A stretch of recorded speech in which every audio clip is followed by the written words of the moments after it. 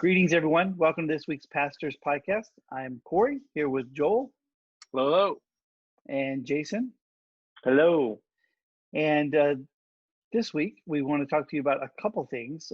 First of all, we want to provide an update on what a new plan will be for Sundays moving forward, beginning in June, until we're able to regather again. And then at the end of the podcast, we want to provide a brief update on community groups for the summer and some of the things we're thinking and some of the things we're trying to work through. So the first one will take the majority of our time. So we'll just begin there. So just begin by stating that on the first Sunday of June, which is June 7th, I believe, we will begin having services online at 10 o'clock.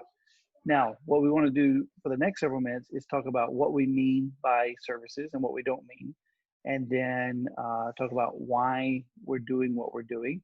And then the third thing is why we're doing what we're doing now. So, Joel, why don't I'll start with you. When we say, when I say, hey, we're having services on June 7th online at 10 o'clock, what do you mean by that? And maybe what do you not mean? Because sometimes it's helpful to say, well, this is what I don't mean, this is what I do mean. So,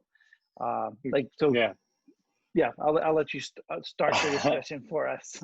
Sounds good. Yeah, so obviously, and we're going to get to that third question in just a second of why now. But even just to answer the what we're doing, it's happening in a context where over the last couple of months, we've chosen not to try to replicate what we were able to do when we could gather together. So we're intentionally not calling it a gathering because it isn't a gathering, but we are wanting to provide services. And this, what we mean by services is a rhythm that is participatory in nature, so that it's not something that you can kind of like go back and watch, or you can do that. But ultimately what we're looking to do is provide something where the entirety of the church can come to one place at the same time on a weekly basis. That was a big thrust of the why question. It's hard to answer. It's hard to parse out all these questions. Yeah, it is, especially the what we're doing and why we're doing what we're doing. Yeah, that's right. So maybe we'll hit a little bit of everything while we're talking here, but whatever. Yeah. So we're looking to do something that is participatory in nature, and that's a change from what we've been doing. We have been premiering the daily liturgies on Sundays. And a lot of people, I think at one point we had 70 or 80 people at the same time watching that, especially near the beginning when we all weren't burnt out from watching things on a screen. But we never really made a push for that to be happening, participating together in that sense. We weren't trying to recreate services. So what we are trying to do now is to provide a rhythm for us to be doing the things that we would do if we were able to gather. With the exception of taking communion, I believe. So you'll see, singing together and emphasizing singing together. I was just talking to a member this week who had been trying to use the scattered singing that we've been putting out as a means of taking the people that live in her house to be able to sing together. And they really weren't designed to be led and to be leading corporate singing. And so we'll be utilizing that in this service of it being more of a participatory sort of thing where you'll be led in congregational singing, even though, the whole church, you can't hear the sound of the whole church. There'll be readings, there'll be prayers, there'll be corporate prayers and responsive prayers. There'll be a sermon. So we're looking to pattern what we do when we're able to gather by making something that's participatory online. Yeah, so maybe want a little bit more information on some of that, because you are right. It's hard to talk about what we're doing without talking about why we're doing what we're doing. Some logistical elements. The plan is for it to be a maximum of 30 minutes. So not as much scripture reading, not as much of a sermon, not as much singing that we normally would have in a gathered time together on a Sunday morning. So I think it is important when I think about this, kind of gets in a little bit into the why.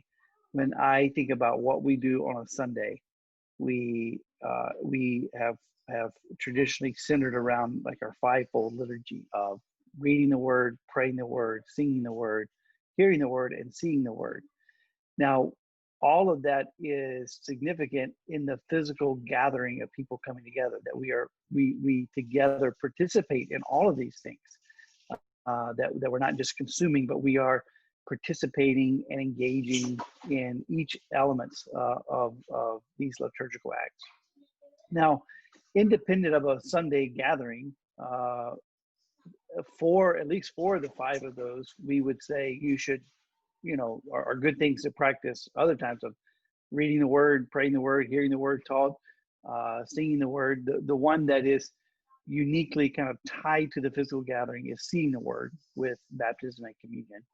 And so part of this was trying to think through what does it mean um, to still be able to be exposed to those things, and a level of participation.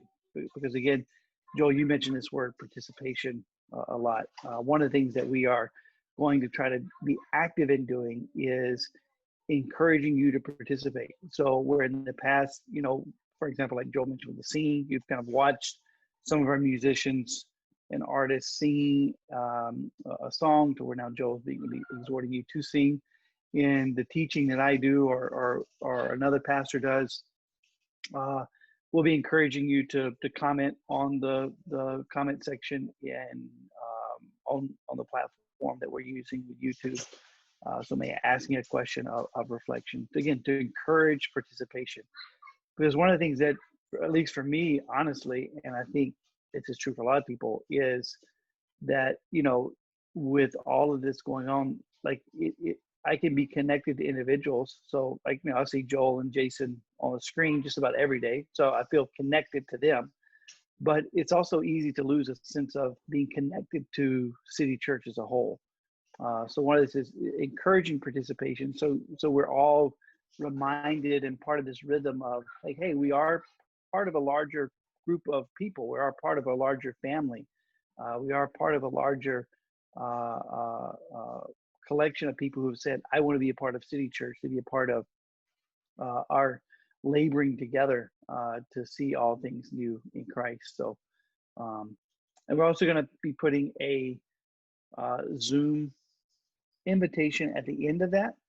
So again, this is a completely optional thing, but something that if you want to pray with someone or if you want to talk to a pastor, then there's the opportunity to participate in that immediately following the service. But also trying to be mindful of people moving to Cleveland that are new to the area, that they can in some way feel connected to people. So I know, Jason, like in all these discussions, that's been one of the things that you have continually kind of pushed very hard on, of like making sure there's ways for people that are new to the area to feel connected. So not only are we trying to, get our members to feel stay connected to the life of the church, but also opportunities for people to get connected. So I don't know if you want to speak to that more. Yeah, for sure. So as most of you know, a big kind of like season of change in Cleveland is over the summer.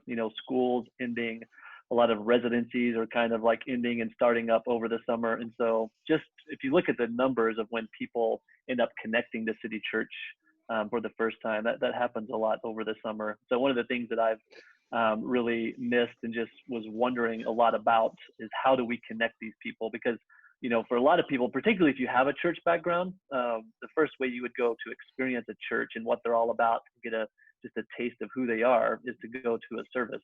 And so we just have not had that opportunity. So that's even something worth noting, that I think what we have said that this service will be designed to do is it's for the church, but also we will incorporate and be intentional that there will be people both with church backgrounds that are coming to check City Church out, but also non-believers. And that's part of participating too, right? Is we're inviting people in. And this will be one of the things that we would encourage you heavily to do, is like, if there's people you want to connect to the church or to offer hope in the season that we find ourselves in, that this is going to be one of the ways that we are doing that. And so part of participating would be If you know new people moving in, you're working with people that have just moved here, or you just have neighbors that you've been wanting to connect to the church, that we will intentionally be designing this so that those folks are addressed and thought of as we're doing all of this. Good. Thank you, Jason. So I feel like, and you guys kind of correct me here, we talked about the what we're doing and a little bit of why we're doing what we're doing. A lot of emphasis on participation, wanting to help our members be exposed to the Word of God. Joel, you want to say anything more about the rhythm aspect? Because you kind of touched on that, but about the why do this on Sundays at 10 o'clock as compared to Saturday nights at 8, or because we're saying it's not a gathering, right? It's not the Sunday morning gathering, but it is a service that we're having on Sunday. So maybe the significance of that. Yeah, that's right. I think as we've gotten further into this season and seen how extended it is, it becomes a different conversation. And again, here I am going to answer a little bit of the third question, but of why I opened now. the door for you. But yeah, thank you. It's a different conversation than it was at the beginning. I think in the beginning, it was a question of value and what are we communicating in value about our services. And for us, the core value of what we believe is most central to our gatherings is actually physically being together. So we wouldn't say that the most important part of Sunday services is the sermon, or the most important part of the services is the singing, or whatever other piece of it. The most significant thing that happens on Sundays is the actual physical gathering together, which is our main thrust in not wanting to recreate that with something that's fundamentally different by doing something online.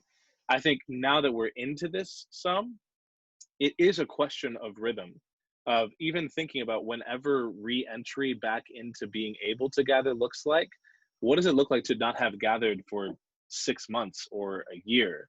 That's a serious question to get us that far outside of the normal rhythms and patterns of our community. And so I think it's a different conversation of saying, now that we're a couple months into this, and again, we still don't really have a clear idea of when we're going to be able to gather again. I think we're saying there's now another piece of this conversation of saying, we need to keep some kind of consistency of honoring the Lord's Day as a part of the normal rhythms of the Christian faith, and specifically for City Church, that we need to have a rhythm together as a family that brings us together. Even though it's not the gathering, it's something that we can still have as a habitual rhythm that keeps some semblance of our communal rhythms together. Does that make sense? Yeah, I think that's such an important point. I know I'll be turning 45 next month, and that's just horrifying. But like for most of my adult life, particularly my late 20s, when I re-engaged the church, seriously, like I've been going to church every Sunday, except for maybe just wild times when I was traveling or out of town. But it's just been a rhythm of our life and my family's life for so long. And to have that kind of rhythm taken away is just, man, you don't realize how that wears on you, what that does to your soul.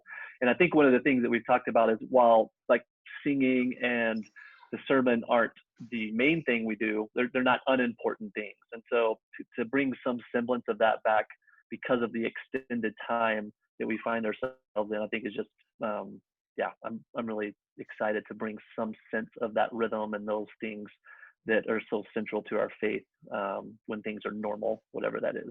So it's great. Yeah, those are well said, Jason and Joel. And Joel, you kind of touched on this, but it does lead into that third element of the question we're wanting to clearly address. And you touched on it some, but just so that we clearly address it. And I think there's more that we could probably say. We stopped gathering mid-March, So it's been, when we do this, the first Sunday of June, it will have been 2.5 months. So I think it's a good question and a valid question. Say, well, why didn't we just do this at the end of March? Why didn't we do it in April? I think there's several factors there as we've kind of worked through this. I'll touch on a few of them, and you guys can jump in and clarify and add more. And these are in no particular order. They're just kind of the collection of everything. I think on a personal note, like, when all this happened, I was on sabbatical. And so just me coming back in April with some degree, catching up with conversations that had been had. I was involved in a few, one or two brief conversations in March, just because of the significance of things. So that's a more of a minor thing, but it's not a non-factor. I think, along to build on what Joel said, like it is like what makes, you in the scriptures, you have two concepts of the church that are not in conflict with each other, but they are two different elements. You have the concept of the universal church, which or the invisible church, which is comprised of all people of all time that have faith in the Lord for salvation. And then you have the local church, or the visible church. And what makes a local church at a minimum is that they assemble together, they gather together. So it's at the very core of what it means to be a church. This is why Joel was saying earlier that kind of what is the most important thing is that we are physically gathering together. The reason we believe that is because in the New Testament, the very core of what it means to be a local body of believers is that you are gathering together. There's an embodiment, there's physical gathering together. And so because of that, I want to be clear in that, what we'll be doing in June, we're calling it a service, but it's not the gathered church, in the true biblical sense. It is, I think, what we could say the best thing we can do in this season in place of being prevented from physical gathering. So it's not a bad thing. And would say it's a good thing. It's the best thing we can do, but it's not, the ideal, which I don't think anyone is saying. So because of that, we just wanted to make sure that we were thinking through this in a healthy way. I think doing something for a month compared to 6 months, is a difference. Again, we may be gathering again in July. We don't know that. We haven't made that decision. But we also may not be. We may not be gathering until the fall or late fall. Those are questions we don't know. So when I think about what is sustainable, particularly along that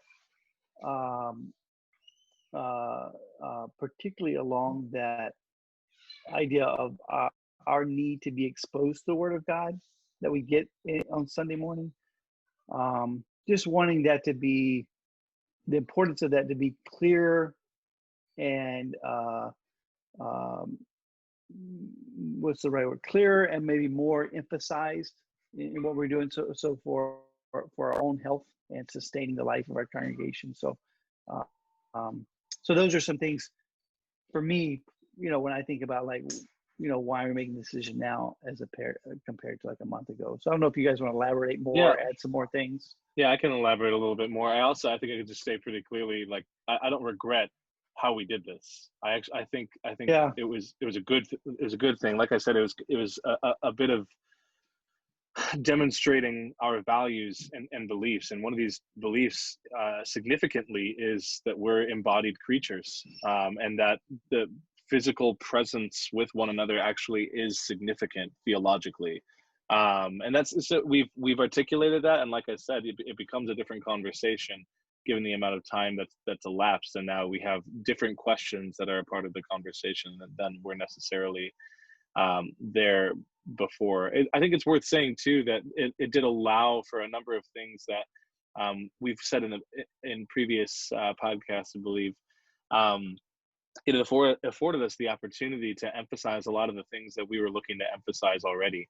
The daily liturgy and emphasizing personal spiritual disciplines was something that we've been talking about for a long time and had plans to roll out. And it fit with a lot of what we were seeking to put on display as a value statement for us as a church, that we're putting in. So that those aren't going away. Like at the very least, the concept of the daily liturgies themselves will continue to provide a daily liturgy that's emphasizing reading the scriptures every day and praying every day and doing that in a communal rhythm daily. If you haven't been able to hop onto that, definitely hop on. The scripture reading doesn't take terribly long. You're looking at between 15 and 25 minutes most likely per day. But yeah, it's important to say that from my perspective, I don't think that we've been at a loss because of the decisions that we made. I think that the Lord has actually given us a lot of space to consider some really beautiful things, and we've seen some things that we wouldn't have otherwise seen if we had gone the other direction on that. But I'm also like equally as excited to move into this season now. I do think that it affords us things that we haven't been able to do, and especially on that kind of connection and participatory level, which is, I guess the easy call to that is to say, like, if you have kind of developed some rhythms on Sundays that have nothing to do with your connection to the church, like, it may be a little bit of an adjustment since we have a couple of months here of not really, some of you maybe were participating in the daily liturgy that went out for most of that time, that went out at noon. There's a number of you were participating in that. But just to say, we're going to need to make room here again to emphasize this in a particular way, that we are connected to one another, even if we're not able to gather with each other. Yeah, well said. Jason, you want to add anything on that? Yeah, just to double emphasize what Joel just said, I think for some of us, this will be an adjustment, that we've gotten out of that rhythm of like Sunday mornings is kind of like made for services or whatever, typically gathering, but we are asking you to, if you can, to participate as it goes live at 10 a.m. And to participate means, when the songs are being sung on the video, that they're going to be designed to sing along. So as awkward as that might be, if you haven't been doing that before, jump in with your family, sing the songs together, or your household, or if it's just you, that's less embarrassing, but just go for it. And invite people, invite neighbors, friends, new people that are in your workplaces, people that that want to connect with the church, and then get in that chat. And that's something that's a little newer, but that's part of participating, that we're all together, and you're answering questions and prayers, and you're kind of welcoming each other and greeting each other as you see people pop up in the chat window. That's all. We're making that like strong ask because we want to redevelop this rhythm together. So just to be super clear on that is all I would add.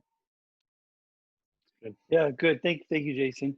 I think the only other component I would add to kind of why now is, the in God's wisdom, he has provided elders for oversight of, kind of the general direction and operations of the church. And, in our context, Jason and Joel and I are on staff. We have different roles, where Joel's the worship pastor, Jason's executive pastor, and the lead pastor. Then we have our non-staff elders. But a decision of this magnitude is not, my decision or Jason's decision or Joel's decision, or, this is something that we wanted to work through as a group of elders.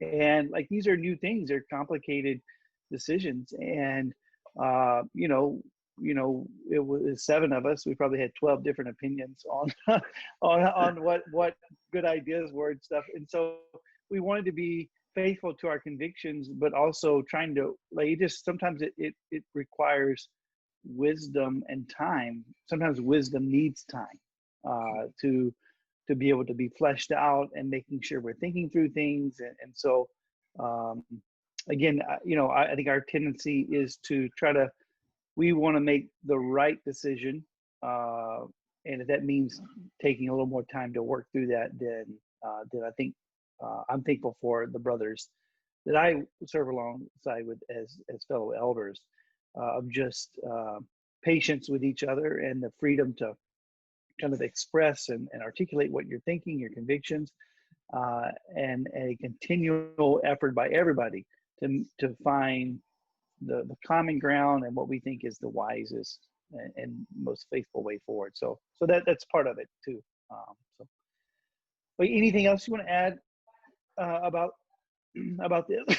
Excuse me. Like you said, Joe, I'm very excited, and I hope our members are excited. It's something new to participate with. I know most of us are there's some fatigue of just this season, and so just praying that the Lord would give us strength to persevere through this and be steadfast. And I hope that what we're doing on Sunday is, at the end of it, is a refreshing time, not like, oh, that was another online thing, but that it's actually encouraging and refreshing. So we are going to work our best to try to make it as engaging as possible, so that when you get done, you truly do feel enriched, encouraged, exhorted in the Word of God as much as possible. I would just. Oh, sorry. No, I said that's our hope.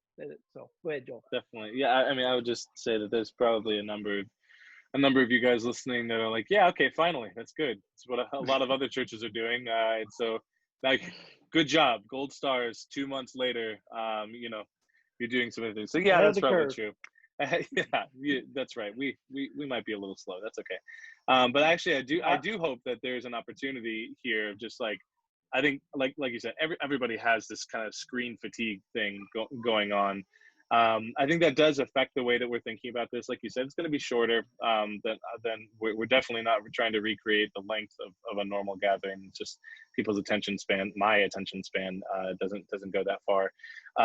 But yeah, I mean, I think one of the things to emphasize here, we have emphasized as a value statement that what makes us who we are is who the people of our church are, and that we're not going to try to make something that's for the world. The internet, this is a part of the complicated nature of this of the internet and even this conversation. I think a lot of churches, it's been a very kind of strange season for churches, a lot of disunity, and a lot of kind of just it's beautiful on one side and kind of just like weird on the other side, where there's an opportunity to kind of see into all of these local congregations all throughout the world through the internet, but also like there's kind of a loss of that local intentionality, and like this I belong to these people. I've given myself to these people. And so whatever it is that it's going to look like here moving into June, it's going to look like City Church. It's going to look like our people. And we're going to continue to emphasize, as we have in the daily liturgies, as we have in the digital Vespers, we've emphasized that we are who we are, and we're making this for our people. That makes sense. Yes, it does. You were breaking up some. I don't know if it's just my thing or you. Sorry. So yeah, did it for me too. Yeah. So for those of you watching at home, we apologize. Just trust what he said. It was really good. It was great. Best thing I've ever heard Joel say. So, so let's in the last couple of minutes talk about community groups for the summer. And I said traditionally, what we have done in the past at City Church is that groups have ended in June, and what we've done is given our deacons, our community group leaders, kind of officially you're off, so that you don't have the responsibility of leading these groups, and so that there's a little bit of a break built in. And then we have organized other events throughout the summer, usually hosted by community groups, that are a way for new people that are coming to the area, new to the church, to get connected with the life of the church. So now that is obviously all complicated with all this COVID stuff. So community groups are ending in May, and but with that, like we say all the time, you are encouraged to continue to meet as you feel like you want to and are able.